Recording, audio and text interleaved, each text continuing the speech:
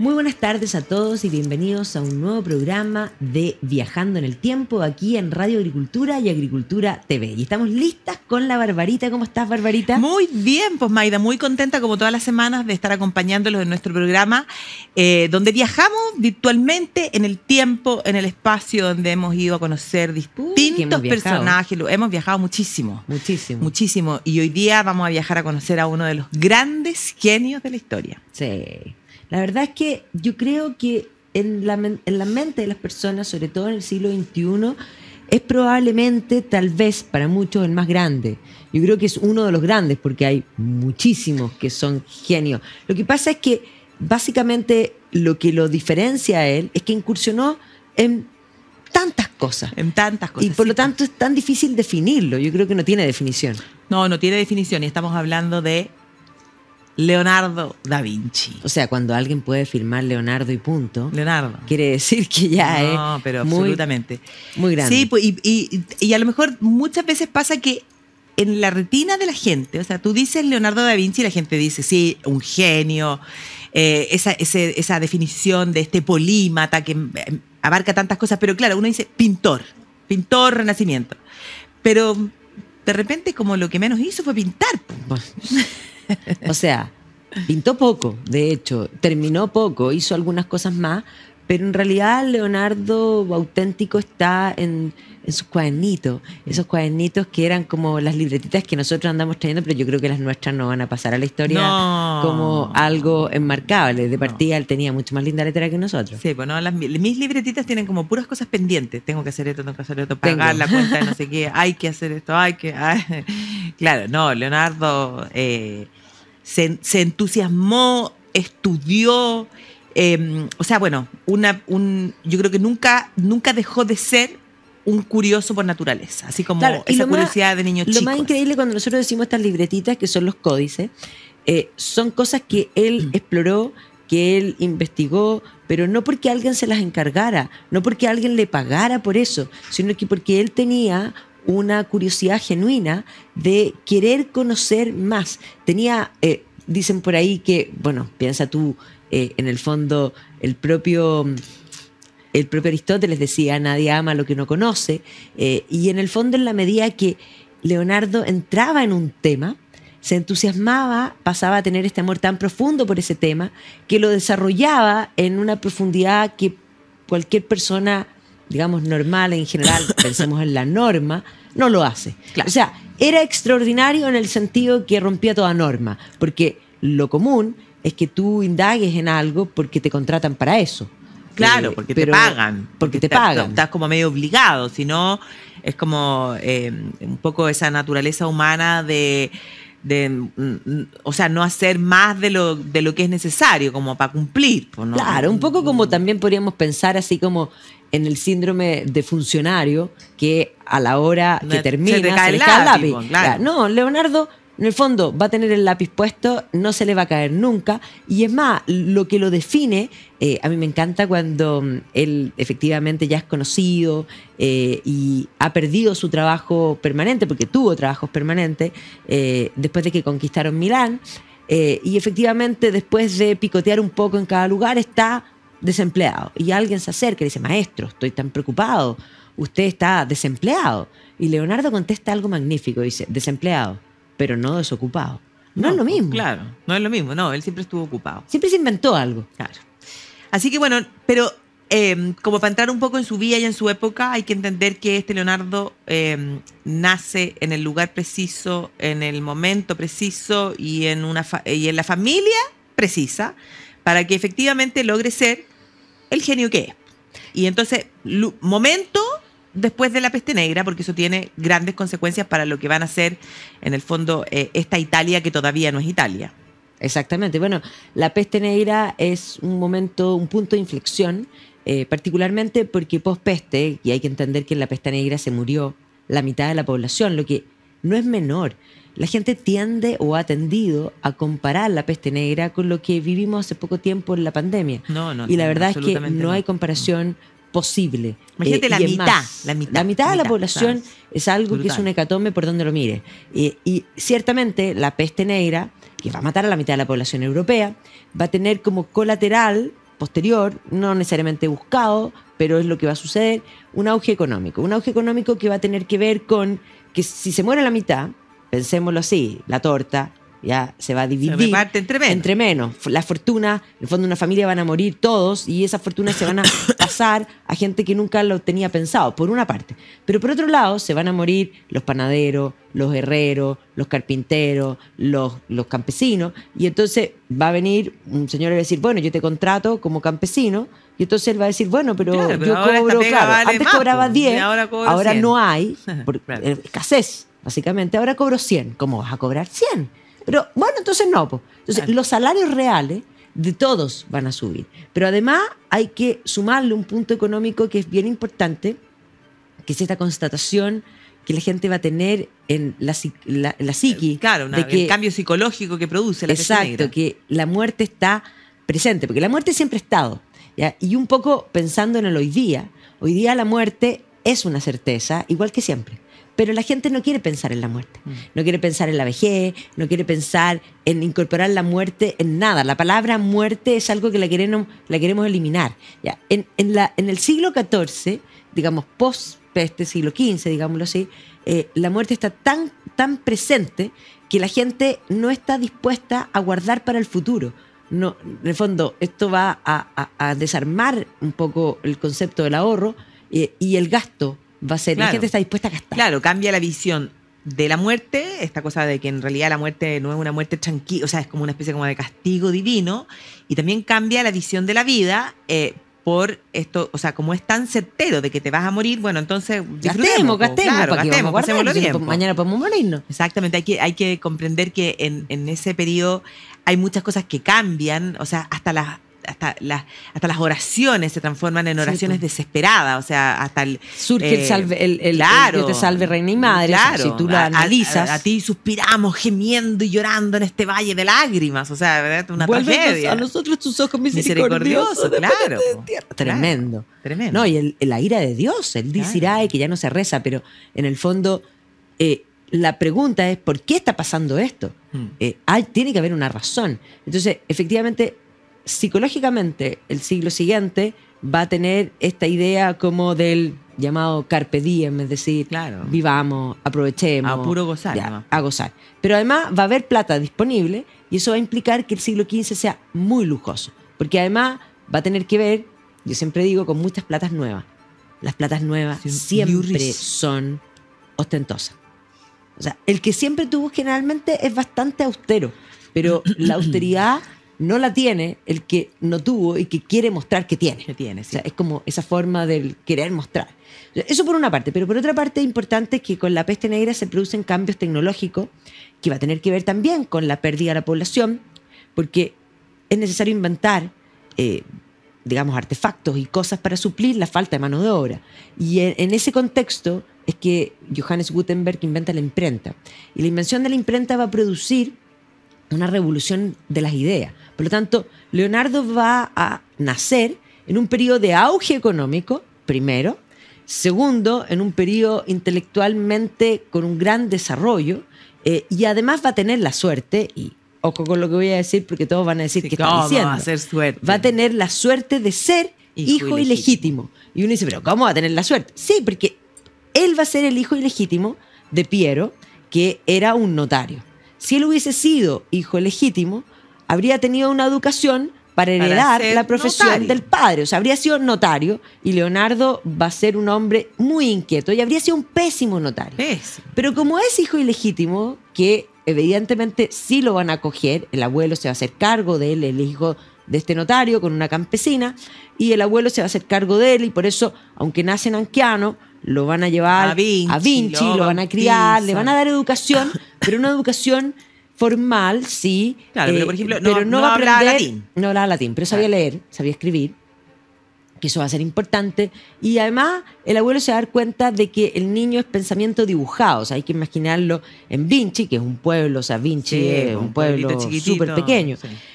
Pero Se Leonardo cuadra. corriendo como en el campo, dibujando las flores, preguntándose, haciéndose miles de preguntas, maravillándose con la realidad. Y por lo tanto, preguntándose cosas. Y el abuelo va a ver esto y va a decidir canalizar esto. Y lo Claro. va a llevar Florencia. a buscar una educación formal en el sistema gremial, porque lo que existía para ese entonces, o sea, hay que entender que hoy día la gente piensa que la educación son necesariamente ir al colegio, a la escuela, es decir, tener una educación formal durante 12 años, 12, claro, aprender un cierto currículum. No, eso no existía.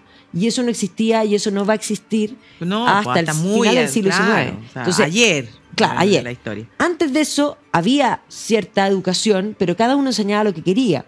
Y antes de eso, digamos, del siglo XVIII para abajo, existía lo que es la educación gremial. Es decir, tú entrabas como aprendiz de un maestro para un oficio. Claro. Y eso podía ser lanero, carpintero, zapatero, pero también artista. Claro, y entonces el abuelo se da cuenta de que este niño tiene ciertos dones, ¿ah? Y por lo tanto decide canalizar eso y lo lleva al mejor lugar donde lo podría haber llevado. O sea, la Florencia, además de los Medici. No, impresionante. Yo me imagino a este niño prepúber que tiene intereses en muchas cosas, porque con inmensa intensidad al mismo tiempo por múltiples cosas, pero que sin duda tiene una beta particular en lo que es el dibujo, porque eso es lo que veía el abuelo, y llega esta Florencia que tiene un auge económico importante, porque los Medici van a estar en el marco de la banca moderna, en el de cambistas de moneda. Papa como uno de sus clientes. Por supuesto, una banca más sofisticada, con en el fondo clientes importantes, de alto patrimonio, digámoslo así. Claro, clientes de alto patrimonio. Claro, clientes de alto patrimonio. Y por lo tanto, ellos mismos van a plasmar esta fortuna, porque en el fondo es una ciudad-estado, en la ciudad. Entonces, los Medici van a tener preponderancia sobre también otras familias que van a competir, y tenemos los oficios, en el fondo, que de alguna manera se congregan en, en el fondo, esta asociación de distintos oficios. Porque hay que entender que en ese momento Italia no es Italia. No, pues no. O sea, Italia es un mosaico de ciudades-estado, ducados, principados, los estados pontificios. El reino de Nápoles. Claro. No es una Italia unificada, y por lo tanto, entre estas propias reinos, ciudades-estado, se da una competencia. ¿Cuál es mejor? ¿Cuál es más bella? ¿Cuál tiene más riqueza? ¿Cuál tiene más poder?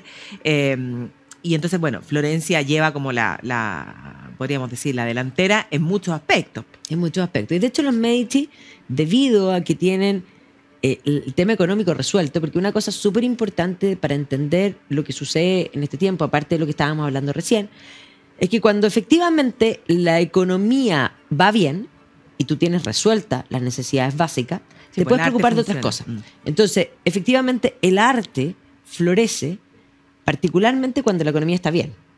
Claro, es necesario. Bueno, pues sí, es algo que, o sea, cualquier persona lo tiene, a lo mejor no lo tiene tan presente, pero cuando está en periodos de crisis económica, uno lo primero que hace es empezar a cortar las cosas que tú dices, claro. De los que puedes prescindir. Claro, no vamos a ir más a clases con el de la red cultural. No vamos a ir más a clases de la red cultural. No. O sea, nosotros lo que más conviene es que la economía esté bien, porque si no la cultura tampoco florece. Entonces, precisamente en este periodo de auge económico, la competencia que tú bien lo planteaste, política, de preponderancia, se va a trasladar a múltiples dimensiones, y una de esas va a ser el arte. Y efectivamente, cuando Florencia, por ejemplo, los Medici contratan a Brunelleschi no solo hace un montón de iglesias, que trae un nuevo estilo, sino que logra darle esta cúpula a la Santa María del Fiori, que es la catedral, y la catedral se embellece más este estilo italiano del mármol, dibujado, de alguna manera que uno dice, wow, ya. Pero eso tiene que ver con mi catedral es más linda. Esto venía de siempre. Si tú piensas en el siglo XIII, cuando se genera el gótico, cada una de las ciudades construye su catedral, dice, la mía es más linda, no, la mía es más alta, la mía tiene 2 torres, la mía es... Y la mía, eso ya era una competencia. Claro, y la cúpula es algo que, o sea, no se había logrado, o sea, la gran obra en cuanto a las cúpulas había sido el Panteón Romano. Y entonces, que sigue siendo, efectivamente, pero claro que tiene que haber existido esa como obsesión de lograr esa cúpula, esa cómo hacer con esa construcción así abovedada sin que se caiga, o sea, un gran desafío para la arquitectura, para la ingeniería, y este Brunelleschi lo logra con cierto truco, pero lo logra. Pero lo logra, claro.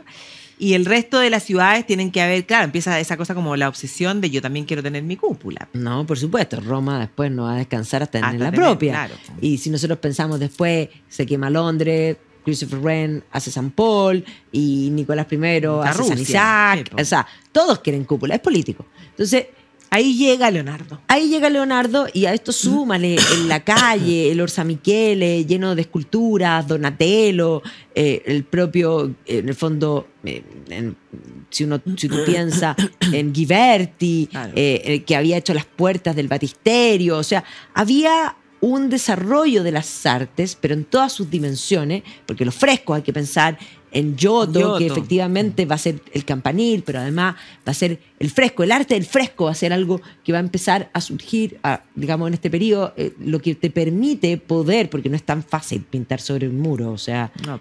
implica un desarrollo, se va a empezar a desarrollar todo lo que comienza a ser esta perspectiva, a ver un cambio en las formas del arte, no en el qué, digamos, no en el contenido, porque sigue siendo un arte religioso. La gente piensa que hay un cambio, Sí, claro, hay un cambio en la como que hubiera forma. cambiado claro.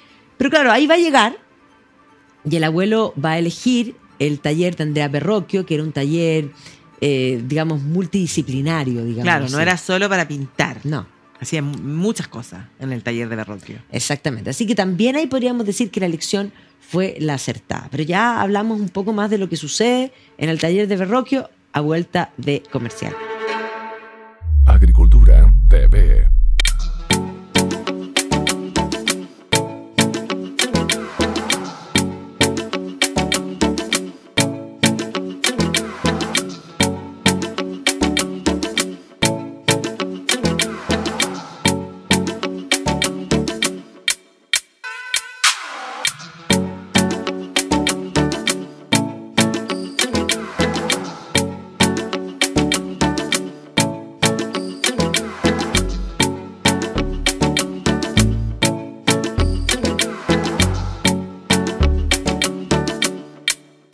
Agricultura es parte de los Juegos Panamericanos y Parapanamericanos de Santiago 2023. Sigue una cobertura diaria con el desempeño del Team Chile, el medallero y la agenda del día. Toda la acción de este evento deportivo en Radio Agricultura, Agricultura TV, agricultura.cl y a través de las redes sociales en Instagram y TikTok. La emoción de los Juegos se viven en Agricultura. Y estamos de vuelta aquí en Viajando en el Tiempo, hablando de Leonardo da Vinci, y lo tenemos en Florencia, y ha entrado de aprendiz a trabajar con Andrea Verrocchio. Iba a ser un lugar primordial. Sí, claro, porque ahí, como decíamos, antes de irnos a comerciales, no solo se pintaba, sino que hacían cosas que hoy día podríamos decir labores de ingeniería, o sea, multidisciplinario. Y una de las cosas fundamentales es que se dedicaban como al tema de los espectáculos.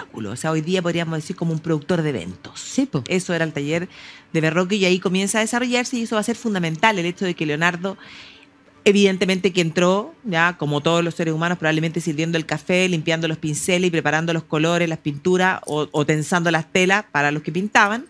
Pero claro, va a ir aprendiendo y se va a ir desarrollando y va a ir tomando experiencia en esto de los espectáculos. Ya, pero ahí es súper importante esto que tú estás planteando, porque hoy día tenemos un problema como sociedad. Y efectivamente en la vida y en la historia, el aprendiz entra de cero. Sí, po. Y aprende en el camino y efectivamente primero sirve el café. Pero hoy día nosotros tenemos gente, y en general la juventud, termina de estudiar una carrera y quieren ser gerentes generales. Al tiro, Al saliendo. tiro. O sea, sí, tú po. miras las tarjetas de la gente, tarjeta de presentación, que ya mucha gente no la tiene, pero los que lo tienen unos cargos rimbombantes y la oficina pasa a ser algo importante. Cuando básicamente lo que uno requiere para que haya sabiduría es que se parta desde la humildad. Sí, pues cuando uno parte haciendo la práctica, por ejemplo. Los jóvenes se enojan de que los pongan a, no sé, pues, a sacar fotocopia. A sacar una Bueno, ya no fotocopia. sacan Hoy día fotocopia, hoy día- sacan bueno, hacer los fotocopia, la época de PDF. nosotros. Claro, guárdate esto en PDF, arregla los archivos. Claro, cuando nosotros que estudiamos periodismo, a muchos los mandaban a hacer labores de archivo y ordenar fotitos. Por Y supuesto. todo el mundo, ay, no, quiero salir en portada. Claro, yo al siguiente. tiro quiero ser el Claro, conductor. editor, claro. Claro. O conductor del programa. Exactamente. Sí, pues no, él parte de abajo. Pero el tema es que entra en este mundo de los espectáculos, pero también comienza a pintar. Claro. Y Y va a ser modelo, además. Bueno, claro, evidente que eso pasaba con con todo. O sea, a ver.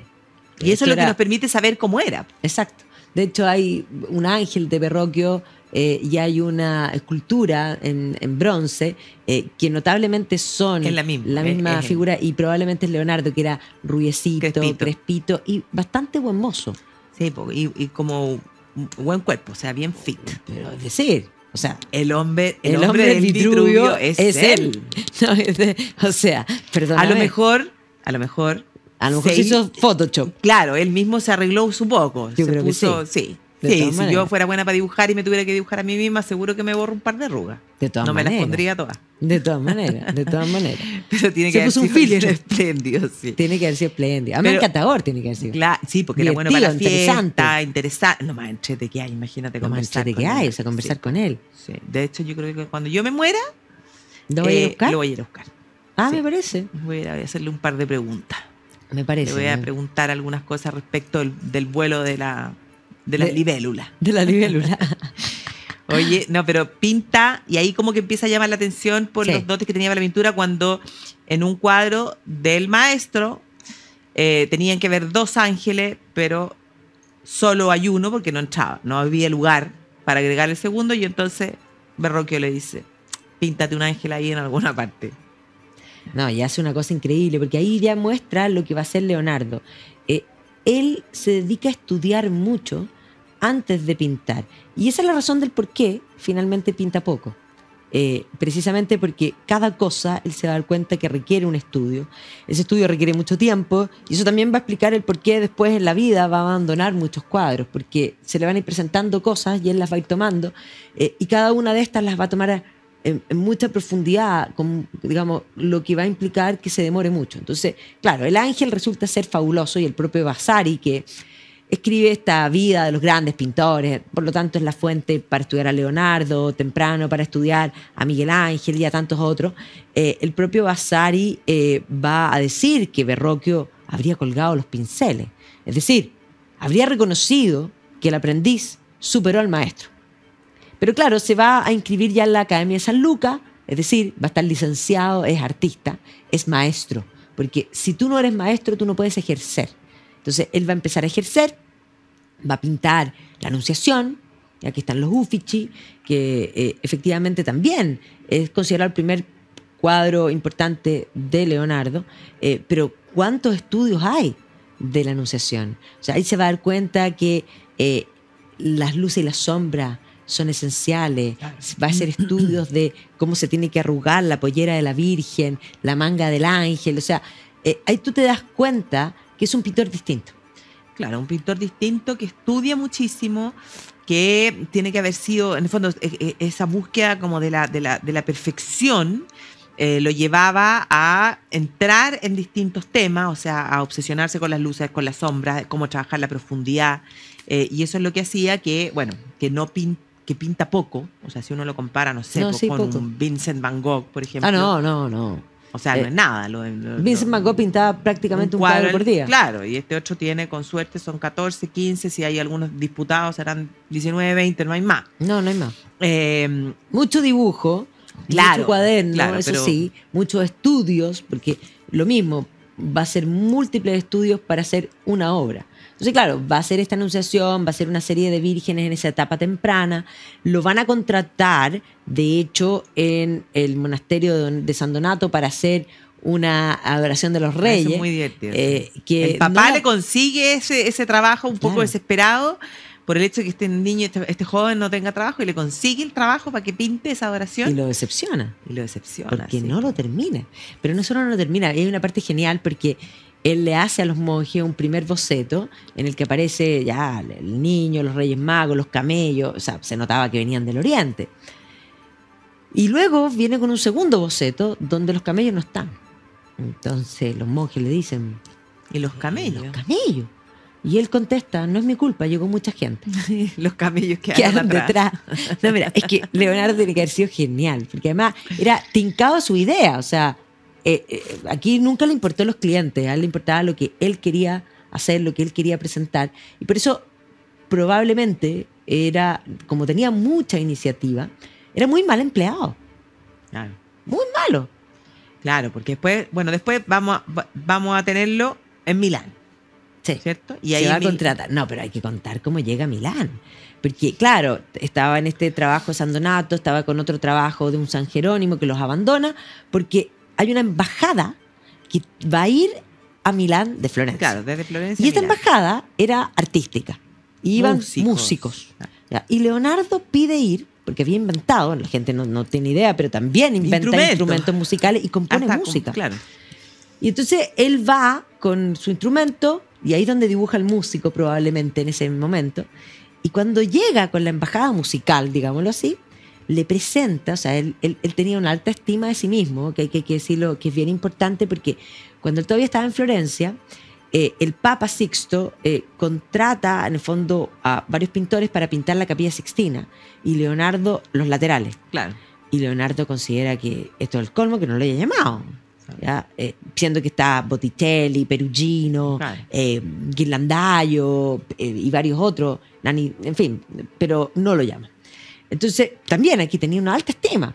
Y él llega donde el Duque Sforza y le presenta una carta, así como un currículum vitae, Su currículum, que claro. es genial. No, sí, pues la O sea, gente- él venía de músico, y ahí, por favor, cuenta Bárbara, porque esto es un poema. Mira, la carta tiene como 10 puntos. Y en esos 10 puntos él enumera todas las cosas que él es capaz de hacer. Y entonces, en el fondo se presenta primero como una especie, como un ingeniero, podríamos decir hoy día, si lo tenemos que poner un título, ingeniero civil, porque dice, soy capaz de construir puentes, soy capaz de hacer armamentos, soy capaz, o sea, Y casi ingeniero militar, o sea. claro, un ingeniero civil militar en el fondo. Sí. Y entonces, claro, le presenta todas estas capacidades a este duque de Milán, y recién como en el punto 10, que es como el último, entonces le dice, bueno, pero también en tiempos de paz, ¿ya? Puedo esculpir, y agrega, y también soy capaz de pintar, y dice algo así como... Mejor que cualquiera. Mejor que cualquiera, o sea, a todos esos que Yo están soy lejos el mejor. todos esos que están pintando los laterales de la Sixtina, yo lo hago mucho mejor que ellos. Exacto. Y también, y ahí esa es la última parte, hace como una especie como de postdata en esta carta, donde le dice, y también puedo hacer la estatua ecuestre de su padre para, en el fondo, la gloria de la familia Sforza. Contratado. Contratado. Pero lo contrata, y ahí es genial. Porque no, o sea, sí, el caballo va a estar de por medio siempre, y era la idea. Yo creo que ese fue el punto donde lo contrató, porque claro, él se presenta como ingeniero militar, que era lo más importante para los políticos, porque era una época en que la violencia era parte de la forma de hacer política, y por lo tanto tener un buen ingeniero militar era esencial. O sea, por eso se presenta así. Pero lo contratan para hacer espectáculo.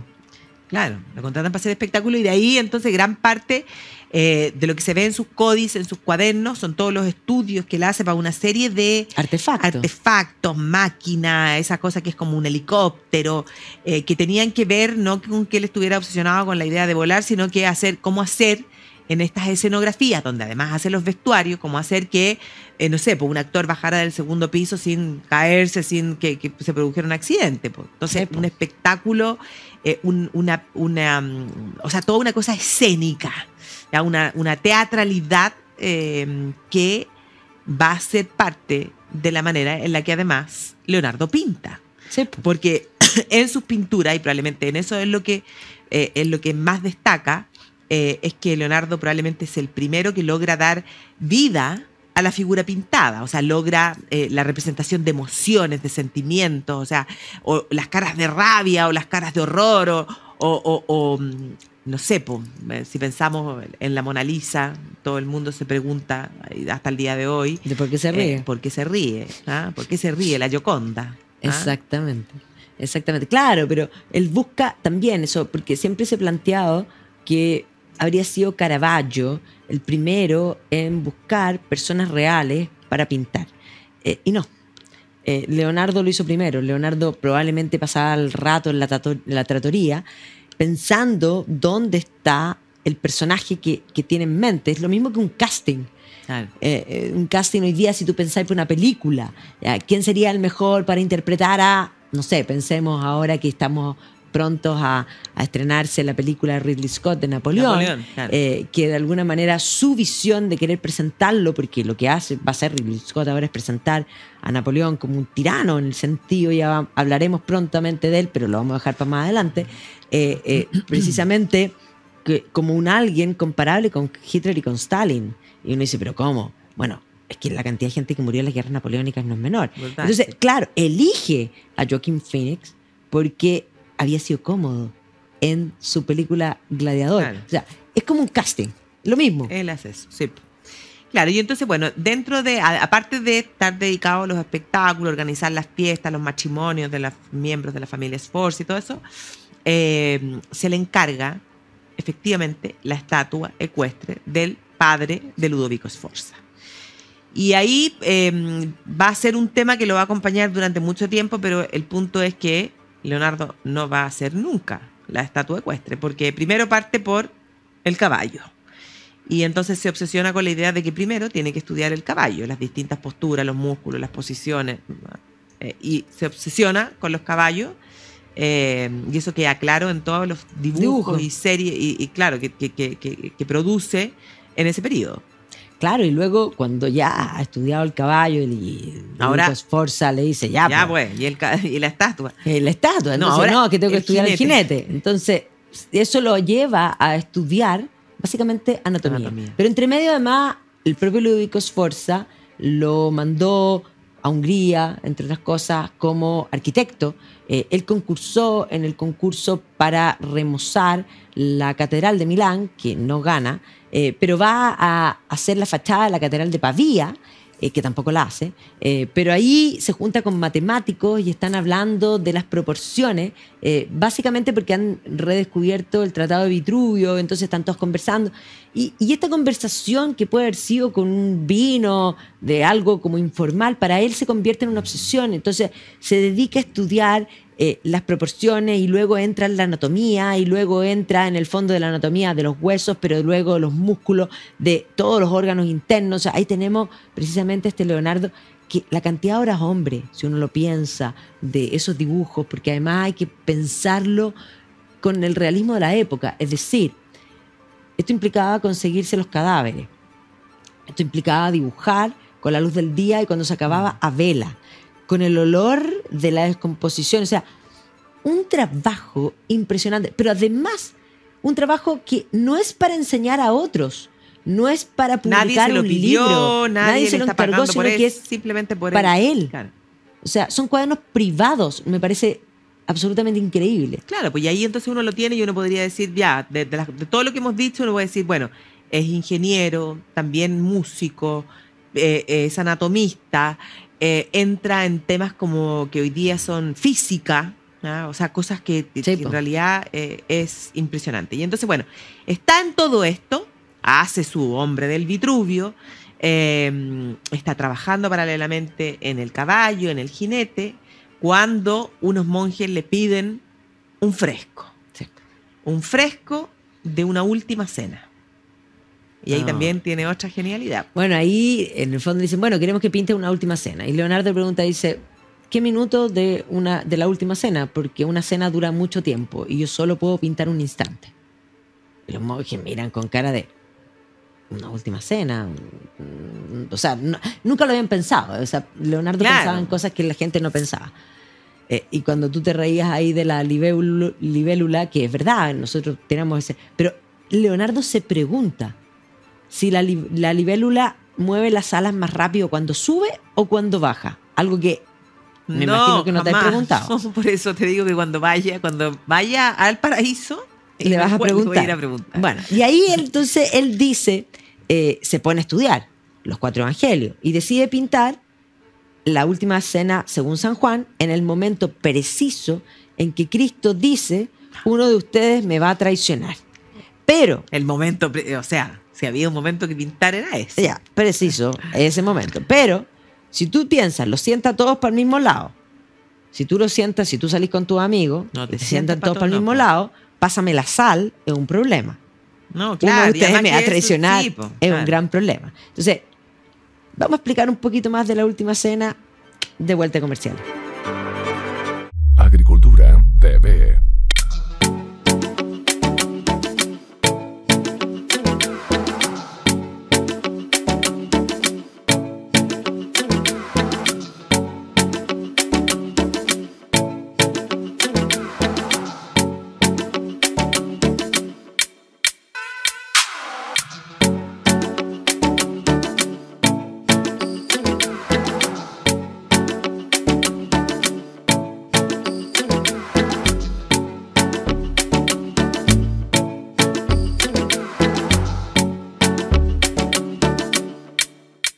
Agricultura es parte de los Juegos Panamericanos y Panamericanos de Santiago 2023. Sigue una cobertura diaria con el desempeño del Team Chile, el medallero y la agenda del día. Toda la acción de este evento deportivo en Radio Agricultura, Agricultura TV, agricultura.cl y a través de las redes sociales en Instagram y TikTok. La emoción de los juegos se viven en Agricultura. Y estamos de vuelta aquí en Viajando en el Tiempo, hablando de Leonardo da Vinci, y estamos en la última cena. Qué impactante. Nosotros tuvimos la suerte de un viaje, no sé a qué fuimos, pero fuimos a Milán. Y vimos la última cena, pero gana, o sea, no gana. La verdad es que se nos cayeron su par de lágrimas. Sí. La gente de la seguridad nos retó muchísimo porque no queríamos salir de ahí. O sea, una cosa de los momentos así en los que uno dice, no lo puedo creer. Demasiado emocionante. Sí. Y es magnífica en todos los sentidos, particularmente porque es un espectáculo. En el fondo es como si se abriese una cortina y está una escena de una obra teatral sucediendo en ese comedor. Está pasando, como que sentía hasta como que hay olor a comida. Así como que exactamente. O sea, sí. Y lo que él hace es, esto está en el comedor, incorporar ese muro al comedor. Y incorporar el comedor mismo, la luz del comedor, a la escena misma, porque ahí hace algo genial por una ventana por atrás, en el dibujo, pero esa ventana no es la que le está dando la luz al cuadro, porque entonces estaría en oscuro, sino que son las ventanas de la construcción, o sea, del comedor real, lo que finalmente hace que no, imaginártelo ahí, en el momento en el que estaba. No, y además pensando todo esto, porque uno de ustedes me va a traicionar, dice Cristo, y él divide esto en 3, o sea, los 12 los pone en 4, claro, digamos, en 4 grupos. Claro, los de los bordes no escuchan nada. Y si uno se fija, están así, como cuchicheando, así como, ¿qué dijeron? ¿Qué pasó? Y los que están, los grupos de 3 que están cerca, han escuchado. Y entonces la cara así como de impacto, de horror. Pena. Claro, Juan tiene una pena tremenda. Claro, está como botado. Y entonces ahí la pregunta es, bueno, ¿cuál es Judas de todos esos personajes? También, pues porque en la época, si uno piensa Ghirlandaio, por ejemplo, que es el maestro de Miguel Ángel, había pintado una última cena que están todos para el mismo lado, o sea, era la tónica un poco de la época, y pinta evidentemente a Judas al revés. Giotto también. Lo que pasa es que la mesa de Giotto no es totalmente, digamos, de una línea, sino que la pone como una U. Pero cuadrada, ¿cachai? Claro. Entonces, esa gente podía conversar mejor, tenía bastante más lógica. Claro. Pero Judas se usaba a ponerlo al revés. Entonces, genera todo el tema. Y lo otro, que cuando él pinta y decide pintar la última cena según San Juan, la última cena según San Juan no tiene la institución de la Eucaristía, por eso no hay cáliz, claro, no tiene nada que ver. O sea, el Código Da Vinci, por favor, eso es una estupidez que no tiene ningún asidero. Es Juan y no lo decimos nosotros. Lo dice precisamente Leonardo en todos sus bocetos. Claro. Le ponen Giovanni y Juan era un imberbe. Claro, chiquitito, pues entonces, claro. No es María Magdalena. No es María Magdalena, sí. Pues bueno, y entonces, bueno, lo vamos a tener aquí en Milán, lo vamos a tener que va y viene, pero no podemos, porque se nos va a ir el programa y no claro. vamos Milán va a perder la pega porque lo van a conquistar.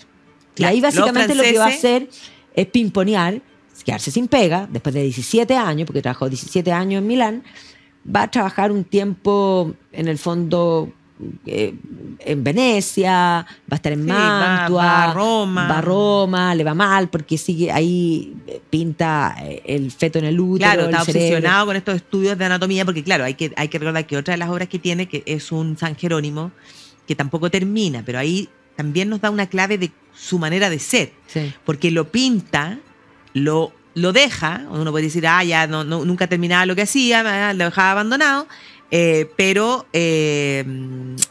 cuando estudia anatomía tiempo después se da cuenta de que en el cuello de San Jerónimo no estaba bien tratado el cuello, y entonces uno sabe que él vuelve a ese cuadro, vuelve a pintar, tampoco lo termina, pero perfecciona su propia pintura. Exacto. Y entonces lo tenemos ahí hasta 17 años. Pero eventos importantes en el fondo en su vida, yo creo que uno de los fundamentales va a ser el momento en el que le aparece competencia. Y aparece otro grande, ¿ya? Bastante más joven que él, el divino, Miguel Ángel. Claro, va a volver después de haber estado en Venecia, de haber estado en Mantua, de haber trabajado para César Borgia y todas esas cosas. Vaya a volver a Florencia y ahí se va a encontrar que en Florencia hay un otro artista ¿Qué ha hecho el David? que ha hecho el David y que lo quieren y los hacen competir y les dan 2 murallas en el salón del Palazzo Vecchio, que claro, hoy día si tú entras hay otras pinturas, porque aquí pasó una cosa que fue como providencial. Porque cada uno pinta una batalla que son muy distintas y están compitiendo entre ellos y no se llevan nada bien. Básicamente porque hay que entender que Miguel Ángel, a diferencia de Leonardo, que es un hombre social, sociable, le gustan las fiestas y tiene amigos, en fin, tiene discípulos de hecho. Miguel Ángel no tiene discípulos, no tiene amigos y es muy curioso. Probablemente Asperger, porque tenía esa obsesión, o sea... Leonardo también era obsesionado, pero una obsesión que lo reduce y lo aísla de la parte social. Entonces, no eran, bueno, ninguno de los dos eran buenos para recibir crítica. Y entonces, claro, cuando Leonardo le dice mucho músculo, porque Miguel Ángel estaba pintando la batalla de Cachine, los soldados lavándose en el río, sacándose la ropa, después de la batalla. Perfecto, todo. Además le gustaba el músculo, era. Y entonces... Mucho Miguel Ángel músculo. lo mira y le dice, sí, pero yo al menos termino lo que empiezo. Sí, toma cachito goma. Toma, le dolió. Pero bueno, el cuento fue que pintando cosas muy distintas, porque la de Leonardo era la batalla de Anghiari, en el frenesí de la batalla, una batalla con mucho caballo, porque de caballo sabía. Sí. Entonces lo pinta, y es más, nosotros lo que tenemos de esto son los dibujos de gente que estaba observando esto. Y pone braseros para que se seque la pintura del fresco. Y lo que sucede es que, bueno, Miguel Ángel le copia. Pero la pintura Claro, Miguel con Ángel el tiene que haber calor... dicho, lo que él está haciendo, algo va a pasar, yo voy a hacer lo mismo. Porque Por tiene que supuesto. haber estado obsesionado por ganar. Por ganar. Y se cae la pintura. Entonces, por eso hoy día cuando tú entras hay una pintura encima. Aunque ahora han descubierto que debajo está. O sea, hay toda una polémica. Pero efectivamente ninguno ganó. Pero para Leonardo, en la vida posterior, Miguel Ángel se va a convertir en un horror. Sí, pues su pesadilla. Una pesadilla, porque después cuando lo llaman para pintar la Sixtina, que no tenemos certeza si la vio, pero va a pintar, va a estar con una rabia profunda y va a pintar los diluvios, unos dibujos que son como si así le pasara un lápiz a un niño para que raye, así una cosa tremenda. O sea, yo creo que le decían Miguel Ángel y...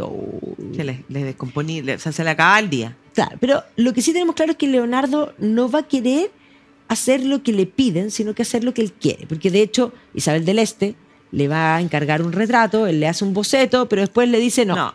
Y de hecho en Florencia ahí va a ser cuando el señor Giocondo le pide que pinte a su mujer. Exactamente. Esa la hace. Esa es la Gioconda. La Mona Lisa se llamaba Lisa. Era la señora del Giocondo, entonces la Gioconda. La pinta.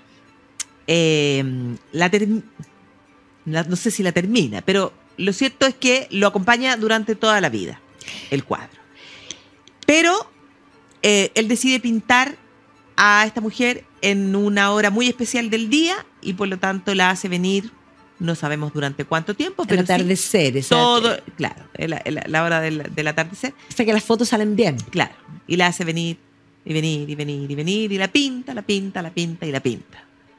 Y entonces cuando llega el momento en el que este señor Giocondo le dice, ya bueno, ¿cuánto le debo? Entrégueme el cuadro. Él le contesta, no se lo voy a entregar. No, y no solo, ojo, la pinta, sino que además él aplica todos sus conocimientos. Él ya tiene la idea de que las líneas no existen, hace este esfumato, pero además aplica todo lo que son los conocimientos de la anatomía. Por ejemplo, he estudiado todos los músculos de la boca, ojo, y eso por eso la boca es tan particular. Pero claro, no la entrega. Y como dices tú, se lo lleva. Y este cuadro lo tiene debajo de la cama. Entonces, hoy día la gente se pregunta, y hay montones de teorías, hay gente que dice que no es autorretrato. No. No, claro, y además la gente cuando mirarla de todos lados. Y entonces no es el único cuadro que se mueve tampoco. Claro, que los ojos de ella se mueven, que si la miras fijo de repente deja de reírse. O sea, es una cosa como... Mucha teoría. Una cosa impresionante. Pero lo que sí sabemos hoy día es que después de la Mona Lisa van a aparecer otras Mona Lisas de gente que copia este cuadro. O sea, este momento en que Leonardo pinta, hay gente que va a mirar. De hecho, uno es de Rafael Sanzio. Exacto, Rafael Sanzio hace un dibujo De lo que estaba Leonardo está pintando. y que tú lo miras y dices, no es el cuadro. Y entonces le han hecho estudios y han visto que debajo del cuadro hay otro cuadro. Entonces, él pintó a Lisa de Giocondo más joven. Entonces, y de hecho, está hoy día digitalmente se puede ver cómo habría sido lo que está debajo, porque no lo van a sacar, ¿me entiendes? O sea, eso no sería una locura. Pero efectivamente la pinta joven, se lleva el cuadro y en la vida constante posteriormente, porque evidentemente en la etapa tardía de su vida va a tener suerte que lo va a contratar el rey de Francia y por lo tanto se va a ir a vivir a Amboise, le van a entregar esta casa en Clos-Dulce y debajo de la cama estaba este cuadro. Entonces él va a seguir pintando el cuadro. Por eso dices tú, lo terminó, no, lo va a seguir pintando en el tiempo. Constantemente y la va a hacer envejecer junto con él.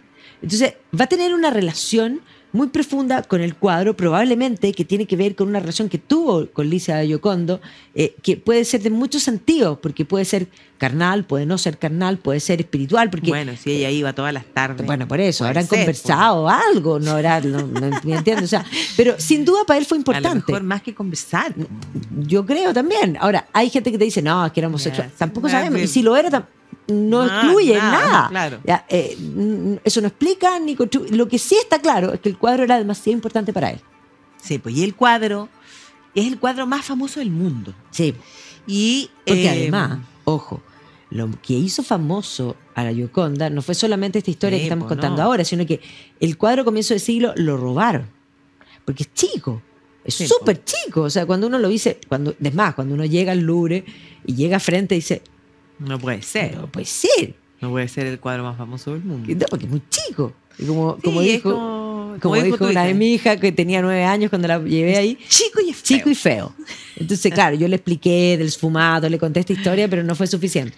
Pero efectivamente, claro, se lo lleva un hombre. Que trabajaba en el museo, claro. Era un italiano, pero un italiano.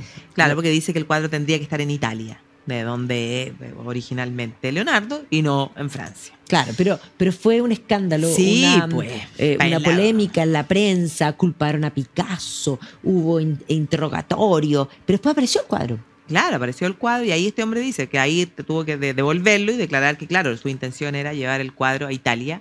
Y entonces ahí uno se da cuenta, claro, lo fácil que tiene que haber sido, o sea, descolgarlo y que nadie se hubiera dado cuenta.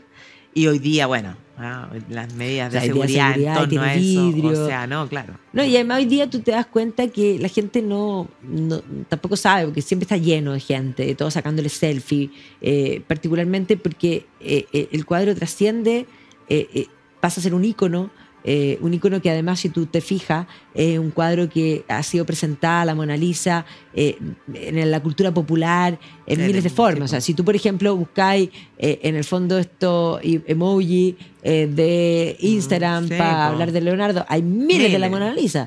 Michael Jackson como Mona Lisa, pues, también de cualquier cosa. O sea, Yoda. Sí, exactamente.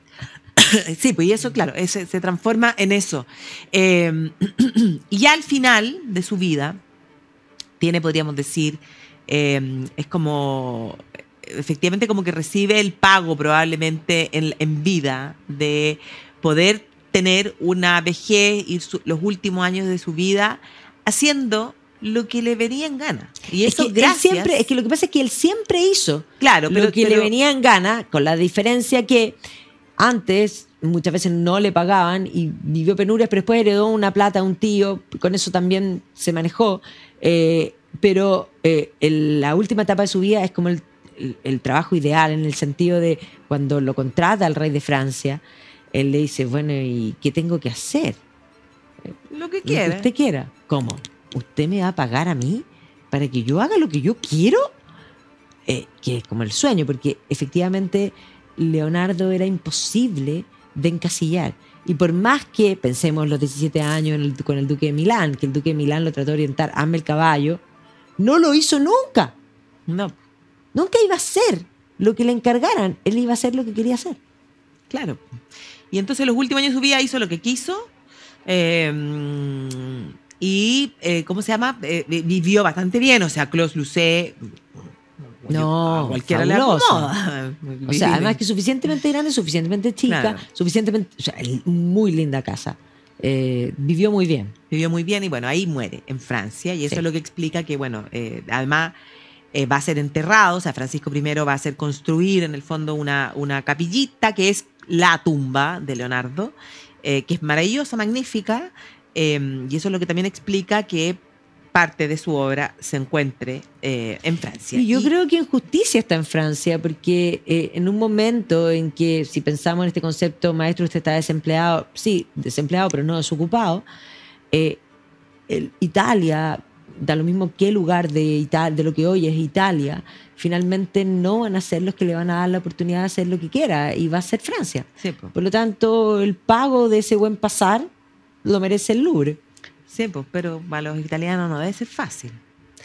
Bueno, pero Leonardo al final es como un ciudadano del mundo, Sí, como concepto. Bueno, sí, pues además que esa cosa de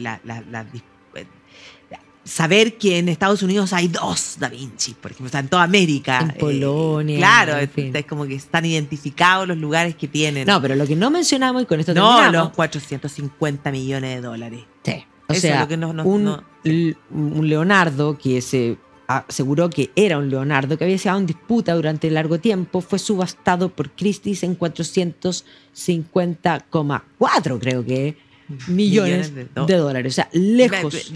Dimensiona 450,3,4 millones de dólares. No, una cosa increíble. Y lo compró un jeque y lo tiene en un yate. ¿Qué tendrá Una en la cosa- casa el jeque? Si el cuadro lo tiene, un Leonardo lo tiene en el yate, imagínate lo que O habrá sea, en la casa. Leonardo ha sido, si lo miramos así, en ese sentido, Le ganó hoy a día el artista, digamos, mejor Sí, pues transado del porque mundo. después venía Un Picasso. Sí, un Warhol ahí también hay, pero a 90 millones de dólares. Pues estos son, 192 no sé, o 100, el que ya, le sigue. O eso, sea, pero- no, una cosa increíble.